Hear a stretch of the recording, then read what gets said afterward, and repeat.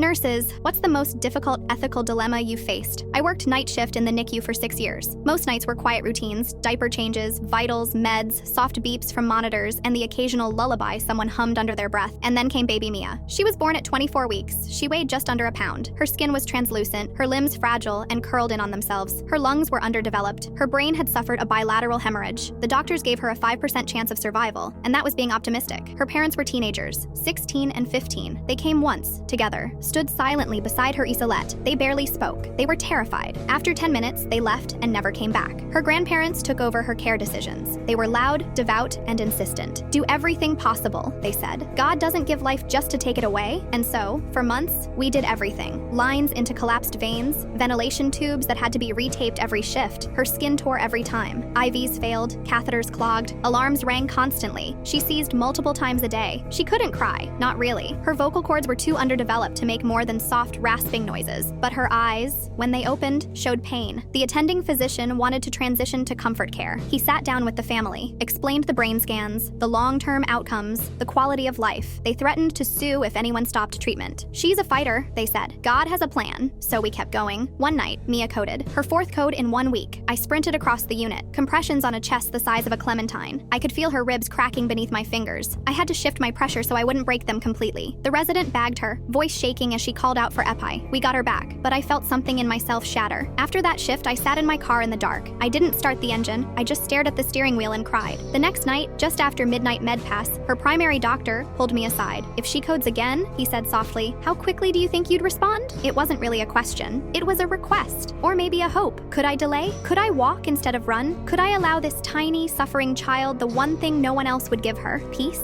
I looked him in the eyes. I'll always respond as fast as humanly possible. I paused, but sometimes in the middle of the night, it takes a minute to hear the alarms. He nodded, said nothing, turned and walked away. 2 nights later, Mia coded again. I was at the other end of the unit, giving meds to a baby with jaundice. I heard her alarm. I always heard her alarm. It had a specific rhythm by then. I finished what I was doing. Then I walked. Not slowly, not in a rush, just walked. By the time I reached her Isolette, the monitor was silent. Her tiny chest no longer moved. The doctor came, checked for a heartbeat, looked at me, then at the clock. He called time of death. The room was still. I stood there for a while after they left, adjusting her blanket, smoothing her hair, whispering things no one would hear. I wrapped her gently, held her briefly. Her body finally was at rest. Later that night, I stepped outside during break and stood in the cold behind the hospital. The air was sharp. My hands shook. I watched the sky for a long time. No one asked questions. No one needed to.